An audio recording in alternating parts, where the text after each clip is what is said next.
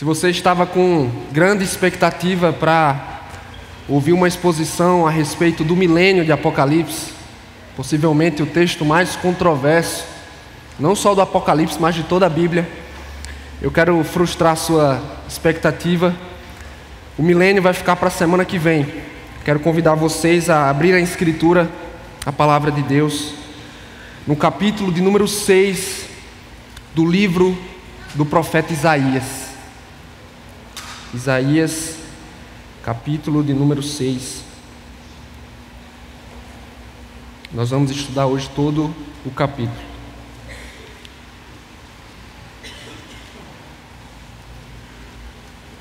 Se puder diminuir também um pouco aqui o retorno, por favor.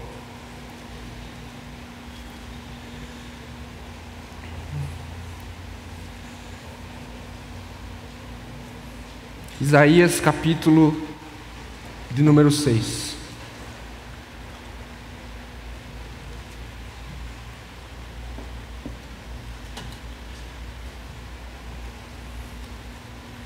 Uma escritora norte-americana proeminente, chamada Barbara Ehrenreich, uma ateia declarada e convicta.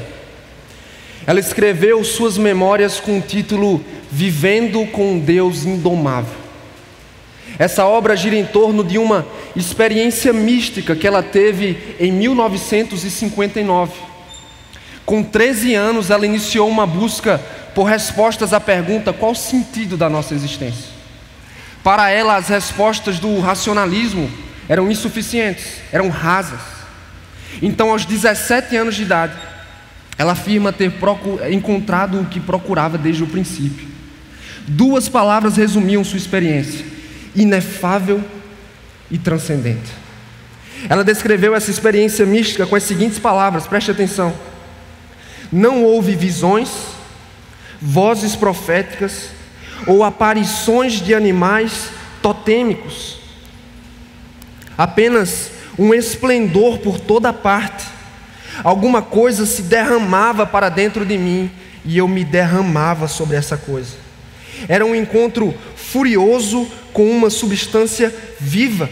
Mais do que isso, tratava-se de algo indomável, incondicionado e perigoso. E por incrível que pareça, irmãos, apesar do que viveu, essa experiência não a transformou, ou seja, não a moveu da descrença para a fé. Muitos séculos atrás, um homem encontrou-se com o Deus verdadeiro.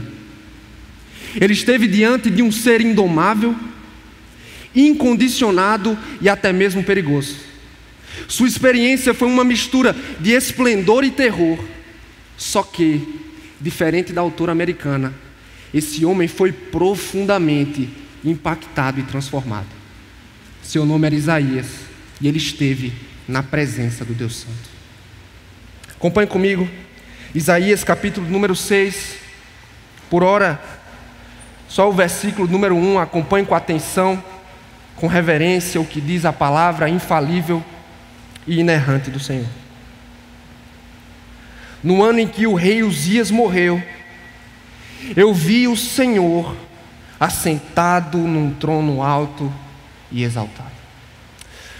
Senhor Deus, nós com muito temor nos aproximamos de Ti, Senhor, dependentes da assistência do Teu Espírito Santo, convictos, Senhor, de que somos pecadores, de que não estamos em condições por nossos atos de justiça de estarmos na Tua presença. Mas nós nos achegamos confiados em Jesus Cristo e rogamos, Senhor, que o Teu Santo Espírito nos capacite a anunciar a palavra, a recebê-la com atenção. Ajuda os meus irmãos, nos ajuda neste dia, edifica-nos, Senhor, no nome de Jesus, amém. Irmãos, segundo a opinião de muitos estudiosos e especialistas, o livro de Isaías é um dos mais significativos de todo o Antigo Testamento. Trata-se de uma compilação de diversas profecias e visões que Isaías recebeu ao longo de seu ministério. E o nome do autor deste livro significa o Senhor salva. E essa não é uma coincidência. Trata-se, na verdade, da mensagem primordial do ministério desse profeta. Isaías foi chamado para profetizar nos dias de Uzias, Jotão, Acais e Ezequias, reis de Judá, por volta do ano 758 a.C. E durante este tempo, irmãos, tanto Judá como Israel gozavam de grande desenvolvimento e prosperidade. No entanto, a ascensão do Império Assírio apresentava-se como uma grande ameaça à estabilidade e à segurança tanto de Israel como de Judá. E é exatamente neste período que Deus levantou vários profetas para que anunciassem um chamado ao arrependimento e à fé no Senhor. Dentre eles está o profeta Isaías, que de maneira distinta anuncia a esperança messiânica ao povo de Deus. E no capítulo 6, irmãos, o capítulo que temos aberto diante de nós, nós estamos diante do chamado desse profeta. E eu diria, um dos mais dramáticos de todo o Antigo Testamento. Seu chamado aconteceu em tempos de crise. Havia uma crise de soberania na terra. O trono de Judá estava desocupado e isso gerou grande instabilidade na nação. E é nesse tempo de crise que Isaías, em visão, encontra-se com o verdadeiro rei da nação, o Deus Santo. E eu posso afirmar, irmãos, sem sombra de dúvidas, que em tempos de crise e de pecado, não há nada melhor, não há nada mais transformador do que encontrar-se com o Deus Santo. Assim como este evento produziu grande impacto na vida e no ministério do profeta, estar na presença do Deus Santo também deve impactar nossa vida, nosso ministério, nossa espiritualidade e nossa adoração. Sendo assim, nesta manhã, eu convido vocês a meditarem comigo no seguinte tema: na presença do Deus Santo. Na presença do Deus Santo. A pergunta é: como portar-se na presença do Deus Santo? Segundo esse texto inspirado, existem 3 respostas preciosíssimas. A primeira delas, segundo os versos 1 a 4, como portar-se na presença do Deus Santo, eu posso afirmar com reverência profunda. Com reverência profunda. Volte os olhos para o verso 1 mais uma vez, por favor. Diz assim o texto inspirado: no ano em que o rei Uzias morreu, eu vi o Senhor assentado num trono alto e exaltado, e a aba de sua veste enchia o templo. Isaías inicia localizando a sua visão no tempo com uma referência histórica: o ano da morte do rei Uzias. Saiba que este rei governou durante 52 anos e durante este tempo, Judá experimentou tempos de estabilidade, segurança e crescimento. No entanto, agora, o trono estava desocupado, as fronteiras estavam desprotegidas e os inimigos estavam se reerguendo. A preocupação agora era: quem irá liderar e proteger Judá?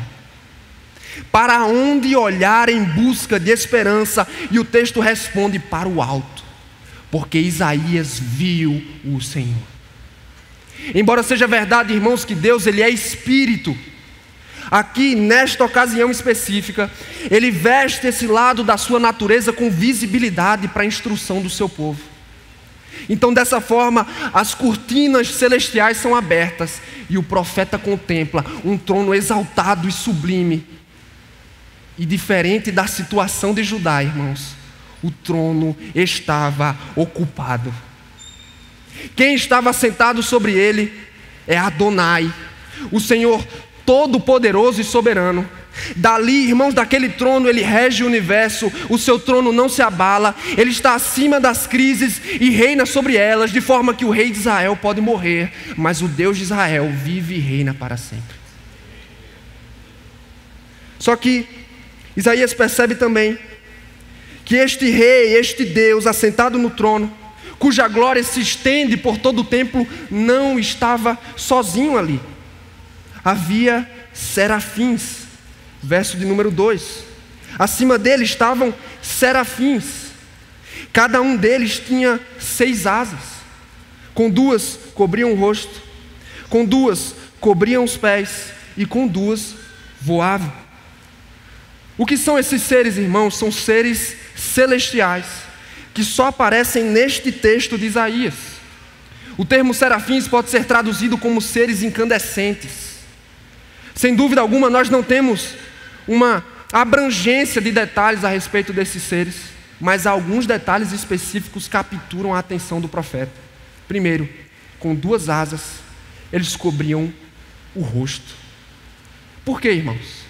Porque embora sejam criaturas angelicais, eles estão completamente conscientes da distância infinita da perfeição de Deus. Com outras 2 asas, eles cobriam os pés. Este era um ato simbólico, onde eles reconheciam que não eram dignos de se exibirem na presença do Senhor. É o que faziam os servos na antiguidade. Eles removiam as sandálias e escondiam os pés na presença de seu mestre. E por último, com 2 asas, eles voavam, demonstrando assim prontidão para obedecer à voz daquele que está sentado no trono. Mas não para por aqui, irmãos. Isaías percebeu também que aqueles anjos formavam um grande coro no templo celestial, e eles cantavam, verso 3, Santo, Santo, Santo é o Senhor dos exércitos, toda a terra está cheia da sua glória. Eis o tema da canção dos serafins, a santidade do nosso Deus. E saiba, não há atributo mais apropriado para descrever o ser que está sentado no trono, além de santo. Não há adjetivo mais preciso. No hebraico, irmãos, a raiz para a palavra santo significa cortar ou separar. E um especialista na língua, ele diz o seguinte, que o termo santo no Antigo Testamento, especialmente na língua hebraica, ele era utilizado para capturar algo que inspira reverência, separado do uso profano. Ou seja, nós podemos afirmar o seguinte: a palavra santo remete à ideia de distinção e de pureza. Tratando-se de distinção, o termo significa que Deus é absolutamente distinto de todas as suas criaturas e elevado acima delas em majestade infinita. Ele é o ser único, incomparável e glorioso, não pode ser confundido com nada nem ninguém, só Ele é transcendente, está acima da criação e de todas as suas limitações, só Deus é Deus. Por outro lado, a palavra também remete ao aspecto ético, ou seja, só Deus é completamente livre de mácula, puríssimo. Ele não tem comunhão com a iniquidade, ele não pratica o mal, mais do que isso, ele é a personificação da excelência moral. Toda virtude, toda pureza habitam no ser de Deus. É por isso que Deus tem prazer, irmãos, em dizer: sede santos, porque eu sou santo. No entanto, e se eu dissesse que nem mesmo o termo santo isoladamente captura toda a excelência do ser de Deus, é por isso que aqui no Antigo Testamento nós vemos a única aparição de um adjetivo triplo aqui em Isaías. Apesar da restrição da língua, os serafins adicionam ênfase e mais ênfase para deixar claro que só Deus é Deus. Ele não é só santo uma vez, ele não é só santo 2 vezes, ele é santo, santo, santo. É por isso que um puritano disse de forma belíssima: o poder é a mão ou o braço de Deus. Onisciência é seu olho. Misericórdia são suas entranhas. Eternidade sua duração. Mas santidade é a sua beleza. Deus é santo. Deus é belo, irmãos. É por isso que os serafins se demoram apreciando a excelência do ser de Deus. E segundo o verso 4, que diz o seguinte: ao som das suas vozes, o batente das portas tremeram, e o templo ficou cheio de fumaça. O profeta percebe que a intensidade do louvor entoado pelos serafins abalou os fundamentos do templo, e uma fumaça encheu o local. Possivelmente, trata-se da fumaça do incenso, irmãos. E ao fim desses 4 versos nós podemos chegar a uma conclusão inevitável. Isaías esteve imerso em uma atmosfera de profunda reverência. De profunda reverência. Isaías 6, irmãos, ao longo dos séculos tem sido utilizado pela tradição reformada como um modelo, tanto para a nossa liturgia como para o nosso culto em adoração. Mas nos dias de hoje, algumas objeções surgem à tona.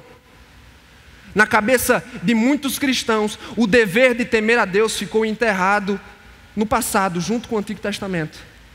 E tratando-se especificamente da adoração, a cultura evangélica dos nossos dias insiste que o culto na Antiga Aliança, no Antigo Testamento, ele era formal e reverente, enquanto na Nova Aliança ele é espontâneo, ele é informal e descontraído. Será mesmo, irmãos? Será que o Novo Testamento corrobora com essa tese? Eis o que diz o autor aos Hebreus: adoremos a Deus de modo aceitável, com reverência e temor. Perceba, pois o nosso Deus é fogo consumidor. No livro de Apocalipse, que estamos expondo aqui, nós encontramos diversas cenas onde o Senhor é adorado com temor e tremor pela multidão dos seus eleitos e pelo coro angelical, como aqui em Isaías 6. A questão é, nós, irmãos, também, sob a nova aliança, estamos na obrigação de adorar o Senhor reverentemente, em temor e em tremor. Por isso, em primeiro lugar, esse relato nos ensina que devemos cultivar uma atitude de reverência para com Deus no culto e na vida. Tratando-se do culto, a nossa grande dificuldade em cultivar a reverência no coração se dá porque não entendemos a natureza do culto. O culto, irmãos, é um encontro com Deus triuno. É um encontro entre o Deus santo e os pecadores. É um encontro entre o rei e os seus súditos. Trata-se do Everest da nossa semana, onde Deus nos convoca à adoração. Enxergar as coisas dessa forma, irmãos, muda tudo. Como assim? Essa mentalidade, irmãos, transforma a nossa preparação para o culto. Imagine o seguinte: você tem um encontro marcado com uma autoridade de Estado, com seu jogador de futebol favorito, ou com seu artista predileto, e a minha pergunta é: será que você não se prepararia? Nós nos prepararíamos apropriadamente para a ocasião. Por que não o fazemos para o encontro com Deus? Se nós sabemos que no dia do Senhor nós temos um encontro marcado com o nosso Deus, irmãos, precisamos nos antecipar e nos organizar. Nós devemos evitar compromissos e obrigações que vão comprometer nossa adoração no domingo. Nós cultivamos o coração ao longo da semana por meio de meditação nas Escrituras, por meio de tempo de oração, por meio de vigilância do coração e confissão de pecados. O pastor do lar, o líder de sua casa, ele prepara e cria expectativa no coração da esposa e dos filhos por meio da adoração doméstica. E quando nós chegamos aqui, irmãos, no ajuntamento solene, nós blindamos a mente e o coração a respeito de política, negócios, futebol, entretenimento. Nós fazemos do Senhor Rei sobre os nossos pensamentos, dele centro das atenções. Nós nos engajamos ativamente em todos os atos do culto a fim de oferecer uma adoração agradável.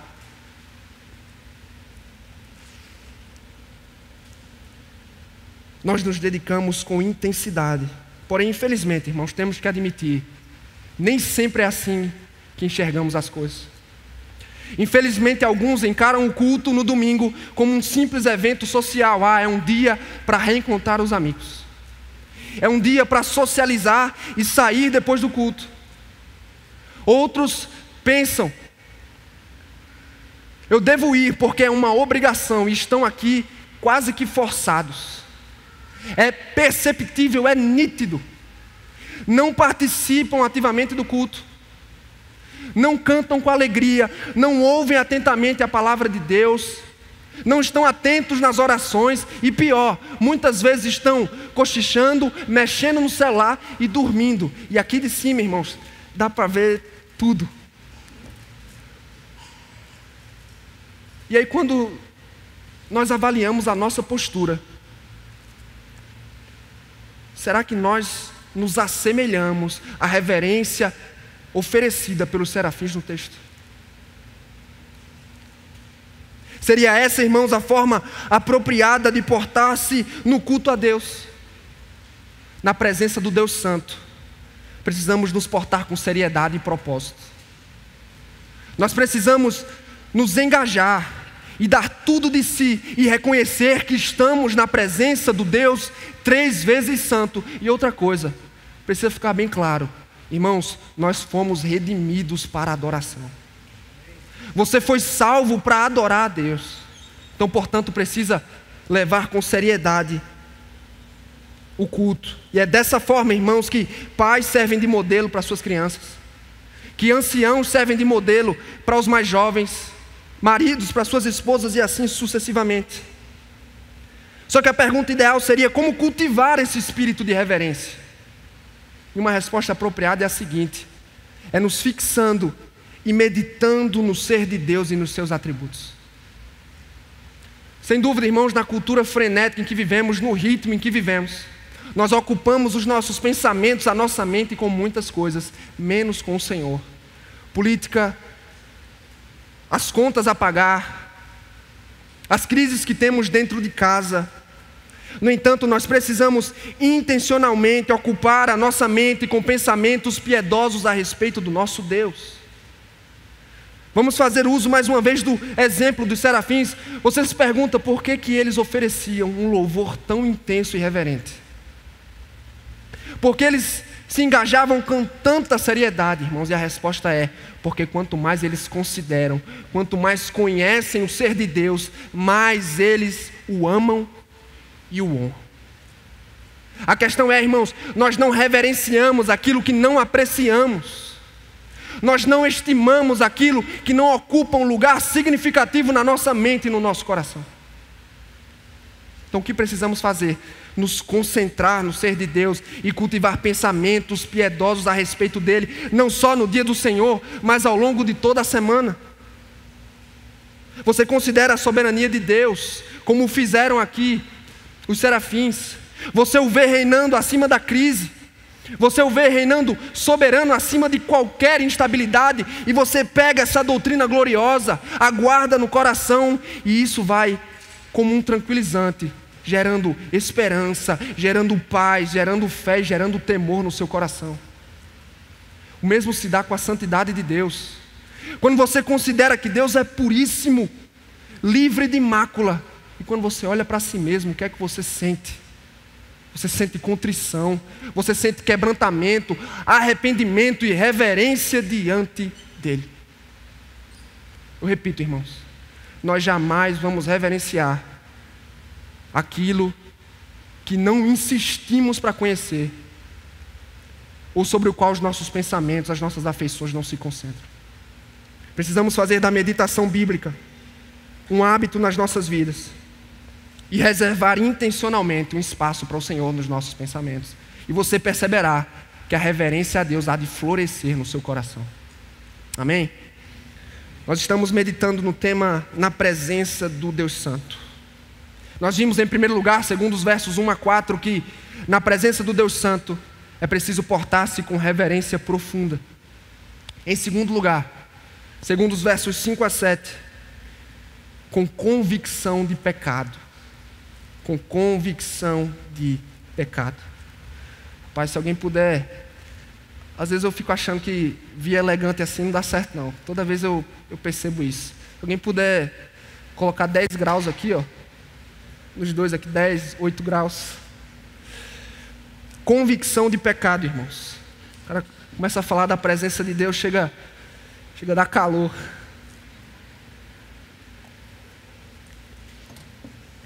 Irmãos, é um fato que o evangelicalismo moderno tem respostas estranhas à pergunta como portar-se na presença do Deus Santo.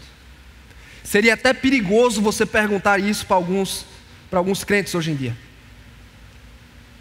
Isso fica claro pelas bizarrices que nós vemos nos cultos evangélicos hoje em dia. Você talvez já tenha tido alguma experiência bizarra na vida.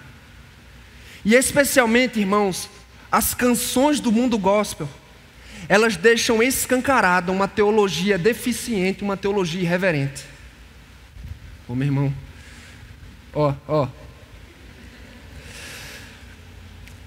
uma famosa canção, irmãos, muito conhecida, e cuidado para você não se entregar agora. Ela diz o seguinte: por isso eu pulo na presença do rei, por isso eu danço na presença do rei, por isso eu grito na presença do rei, por isso eu corro na presença do rei.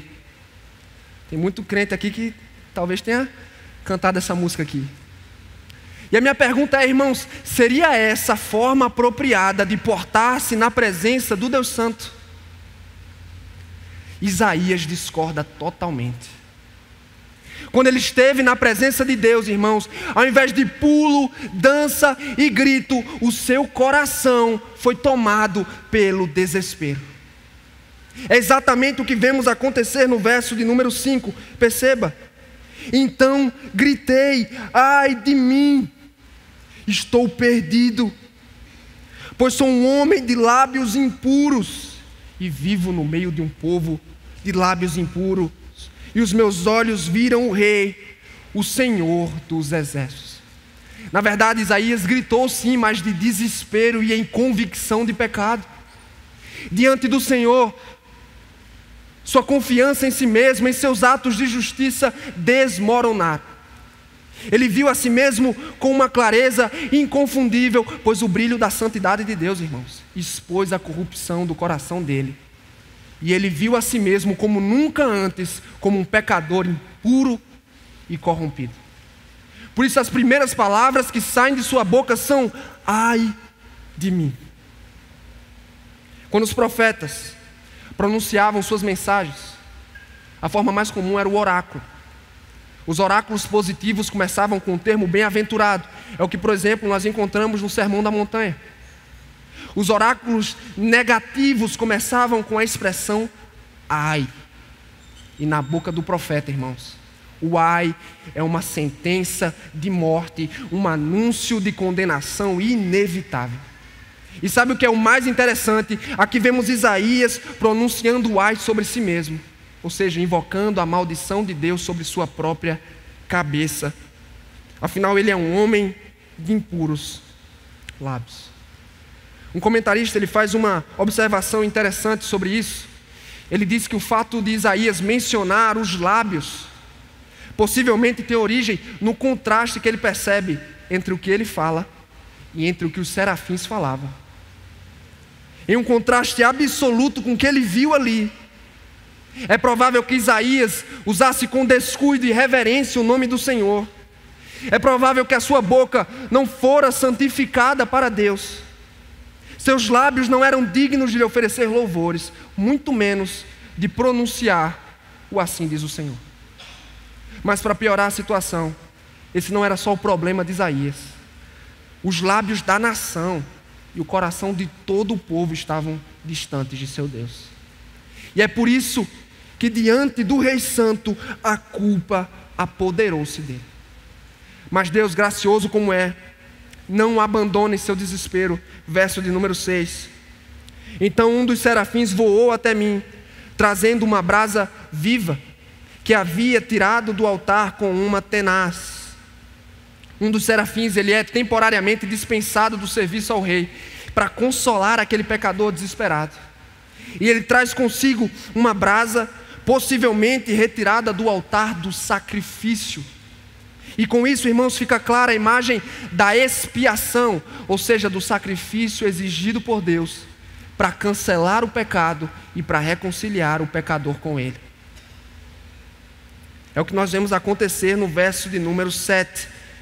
Com ela tocou a minha boca, registra Isaías, e disse: veja, isto tocou os seus lábios, por isso a sua culpa será removida e o seu pecado será perdoado. O anjo pressionou a brasa nos lábios do profeta. Aquele foi sem dúvida um ato de purificação doloroso, mas era necessário. E através dele, o Senhor não só lidou com a necessidade confessada, ele não só tratou a impureza dos lábios, mas ele também tratou a culpa de Isaías. Porque a princípio, Isaías era também um pecador corrupto, mas por graça aqui, ele recebe os benefícios do sacrifício substitutivo e ele é justificado. Ele tem sua boca santificada, já o preparando para uma missão, mas ele também tem o seu fardo removido. E nós vemos aqui, irmãos, de uma forma belíssima, o Evangelho sendo encenado nas páginas do Antigo Testamento. E no relato diante de nós encontramos duas facetas indispensáveis para o exercício da piedade cristã: o temor a Deus, representado pelos serafins, e a convicção de pecados, exercida por Isaías. O que explica a atitude de Isaías ao deparar-se com Deus 3 vezes santo? Porque ele não pulou? Por que ele não correu e dançou como a música propõe? Porque na presença do Deus Santo, Santo, Santo, ele percebeu que ele era um pecador.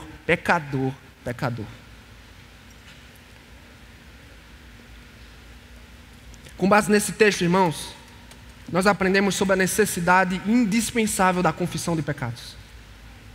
Em primeiro lugar, eu posso afirmar que devemos exercitar a confissão de pecados individualmente. A Bíblia está recheada de exemplos a esse respeito. Pega o exemplo famoso do Salmo 51 de Davi, quando ele percebe que havia pecado contra Deus, ele dirige-se ao Senhor com as seguintes palavras: tem misericórdia de mim, ó Deus, por teu grande amor. Apaga as minhas transgressões, lava-me de toda a minha culpa e purifica-me do meu pecado.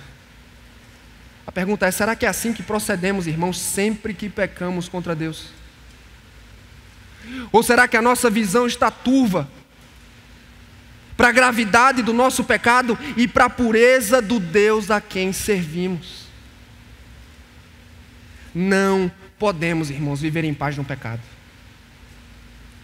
Por isso o sábio em Provérbios oferece um encorajamento grandioso.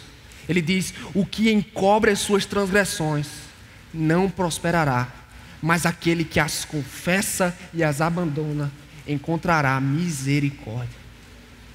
É por isso, irmãos, que nós não só devemos, nós podemos confessar os nossos pecados livremente, mesmo que sejam muitos ou graves, ou apenas pecadinhos. Você deve ir a Deus e reconhecer abertamente os pensamentos imorais e adúlteros que você conservou ao longo dessa semana. Você deve ir ao Senhor e confessar abertamente a mentira que contou no trabalho, a fim de ganhar vantagem. As palavras desagradáveis que pronunciou na ausência de um familiar, de um irmão na fé. A sua omissão nos deveres em casa. Reservar momentos de oração, irmãos, onde nós abrimos o nosso coração, é indispensável para a nossa espiritualidade.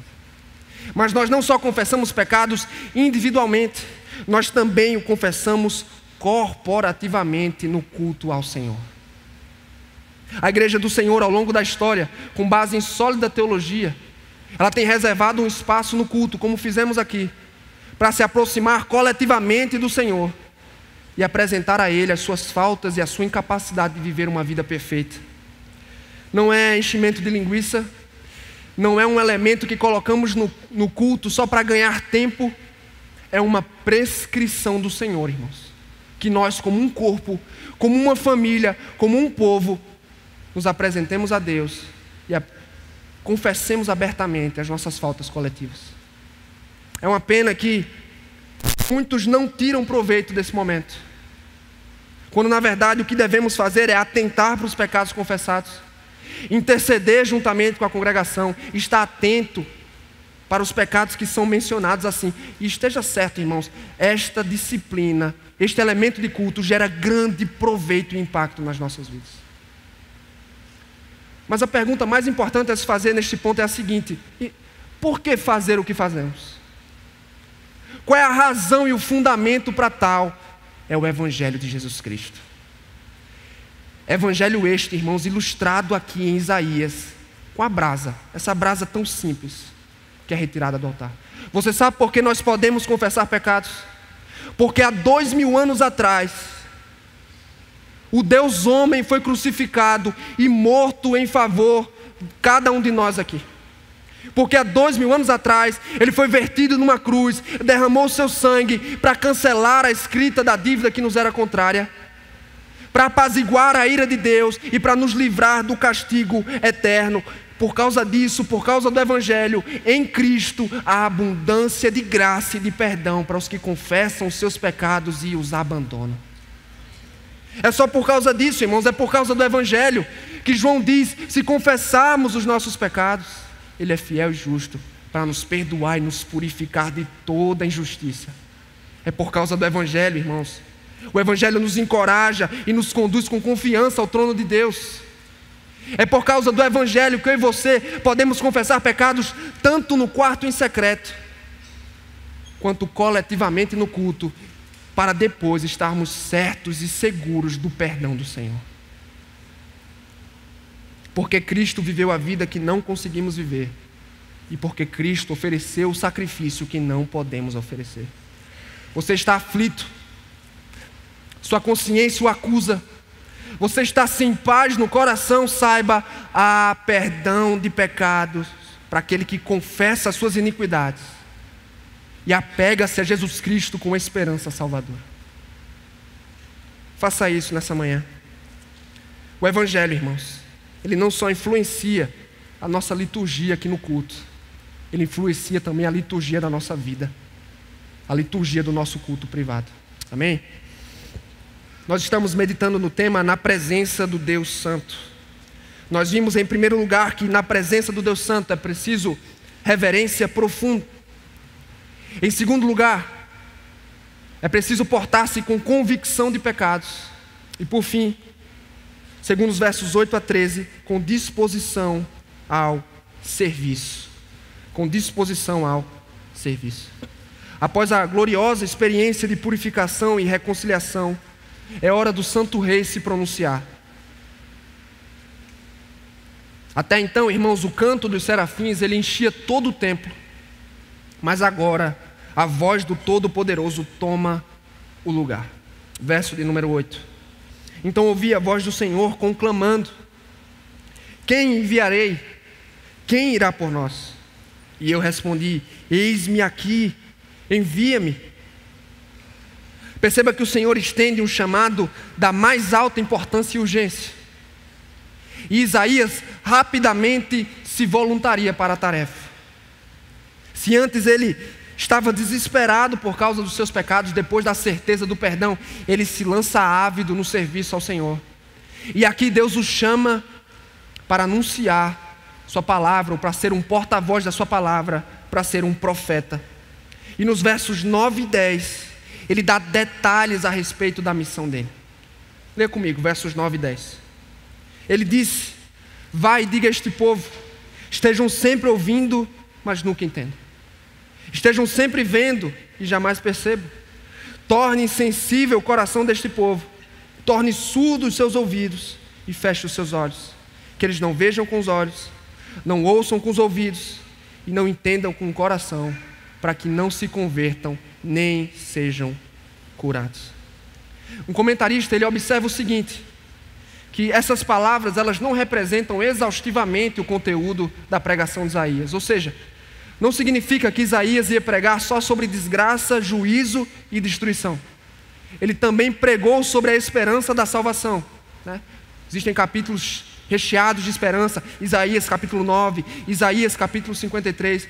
O que acontece aqui é que o efeito da pregação de Isaías seria de entorpecimento e de destruição. Um puritano disse uma frase interessante: não há um só sermão, isso deve causar temor no nosso coração, não há um só sermão ouvido que não nos coloque mais perto do céu ou mais perto do inferno. No caso de Isaías, irmãos, seus sermões colocariam sua audiência mais perto do inferno. Ele anunciaria em alto e bom som, com clareza, mas ele encontraria uma audiência apática, indiferente e endurecida, que rejeitariam suas advertências. O coração do povo se tornaria cada vez mais insensível. E qual é o resultado inevitável de tudo isso? Eles seriam privados da capacidade de entender e de corresponder à mensagem. Isso nada mais é do que uma tragédia anunciada, irmãos. Por causa da sua rebeldia, o texto está dizendo, o povo seria privado da bênção do arrependimento e da salvação, e Deus os entregaria completamente à sua ignorância e à sua dureza. Esse é o ministério dos sonhos. João Paulo ia adorar pegar uma igreja dessa, hein, João Paulo? Coloque-se no lugar de Isaías. Pregar, pregar, pregar e nada. E aí nós percebemos o seguinte, um detalhe muito interessante. Você já deve ter percebido esses 2 versos que acabamos de ler em diversas aparições no Novo Testamento. Esses 2 versículos aparecem 5 vezes. E por incrível que pareça, a maioria das ocasiões ele é recitado pelo próprio Jesus, para referir-se à incredulidade dos judeus dos seus dias. Então imagine, mais de 700 anos se passaram, mas o povo judeu permanecia endurecido. Eles rejeitaram as palavras de Isaías, e eles rejeitaram as palavras do maior profeta do Deus encarnado. E nos versos 11 a 13, irmãos, para concluir o texto, nós percebemos a última interação entre o profeta e o Senhor. Então eu perguntei, até quando, Senhor?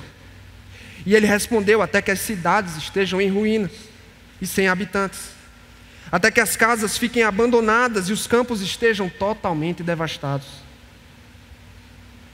até que o Senhor tenha enviado todos para longe e a terra esteja totalmente desolada, e ainda que 1/10 fique no país, esses também serão destruídos. Mas, assim como o terebinto e o carvalho deixam o tronco quando são derrubados, assim a santa semente será o seu tronco. Então, irmãos, depois de ouvir com atenção a comissão que recebera de Deus, o coração de Isaías estava pesado. Ele não teria prazer ao entregar essa mensagem. E ele precisa de mais detalhes. Até quando, Senhor? Ele não deseja ver caos e perdição, destruição, juízo acompanharem sua mensagem para sempre. Só que ele recebe uma resposta não tão consoladora do Senhor. Deus diz, eu executarei o meu juízo. Ele prediz cidades e terras devastadas e vazias, versículo 11. Deportação, verso 12. E ainda assim, mais um processo de destruição no verso 13.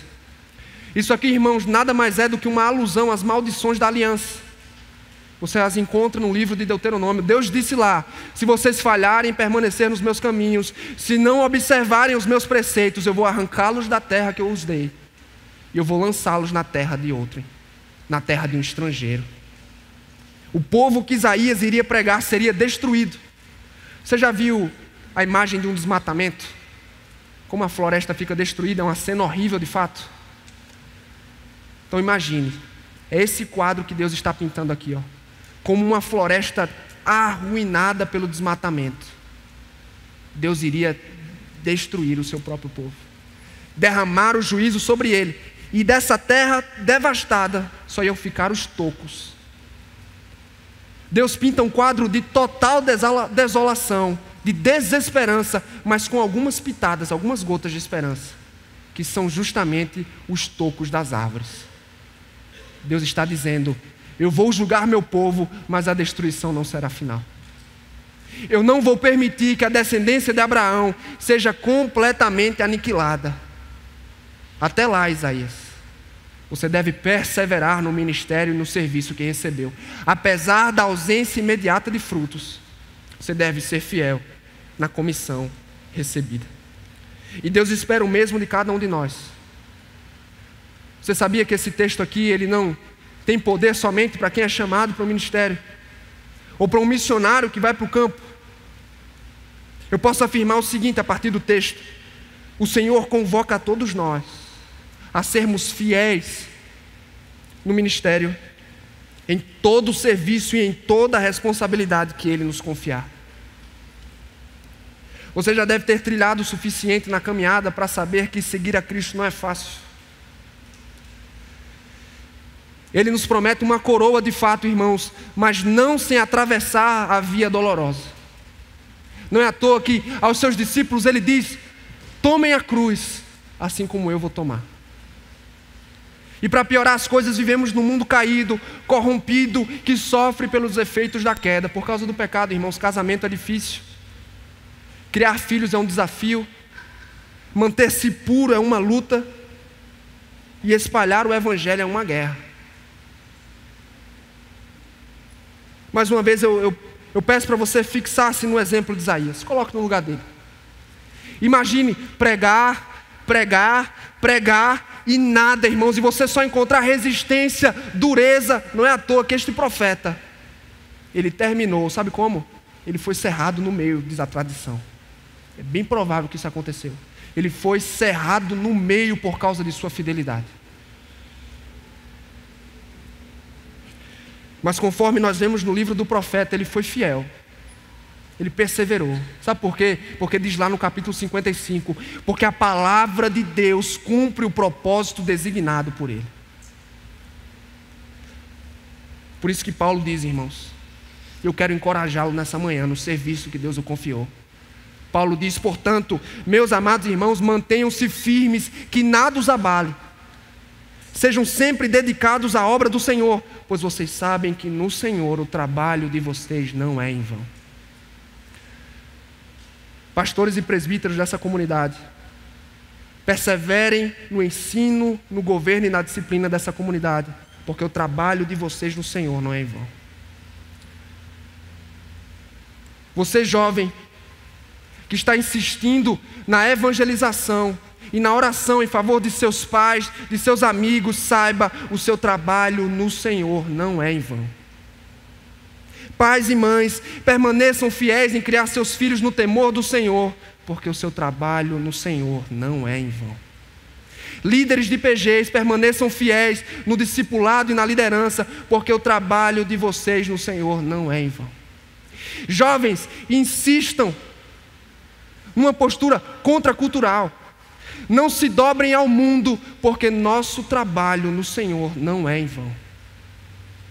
Cristãos, mantenham-se puros e santos, livres das corrupções deste mundo, porque no Senhor nosso trabalho não é em vão. Ele há de recompensar os nossos trabalhos, irmãos. Sem dúvida alguma, o que nos espera nesta vida é cruz e coroa de espinhos, mas nós seremos recompensados em breve. Ele há de abençoar, reconhecer e recompensar os nossos esforços em favor dele. Portanto, persevere. Não seja movido por resultado. Não seja puramente pragmático. Confie no Senhor. Dedique-se inteiramente à vocação que Ele o confiou. E espere receber dele os frutos e as recompensas. Até lá, sejamos pacientes e fiéis em tudo, irmãos. Apesar do que viveu, para concluir, a experiência daquela autora americana, irmãos, não a transformou. Ela permaneceu distante da fé. Mas muitos séculos atrás, como eu disse, um homem encontrou-se com Deus verdadeiro. Ele esteve diante de um ser indomável, incondicionado e até mesmo perigoso. Sua experiência foi uma mistura de esplendor e terror, só que diferente daquela autora americana. Ele foi profundamente impactado. Seu nome era Isaías, e ele esteve na presença do Deus Santo. E estar na presença do Deus Santo deve me transformar e transformar você de corpo e alma. Na presença deste Deus Santo, irmãos, precisamos de reverência profunda, de convicção de pecados sincera e de disposição ao serviço. Eu quero concluir dirigindo a você, que ainda não se sente confortável na presença do Deus Santo, que na verdade não assumiu o compromisso e entregou-se aos pés do Rei que está sentado no trono. Não recuse o Evangelho que chega ao seu coração nesta manhã. Arrependa-se de seus pecados. Venha Jesus Cristo para a sua salvação e desfrute dos benefícios de não só estar na presença do Deus Santo, mas de ser amado por Ele. Vamos orar ao Senhor? Baixe sua cabeça. Vamos responder com reverência a mensagem de Deus proclamada.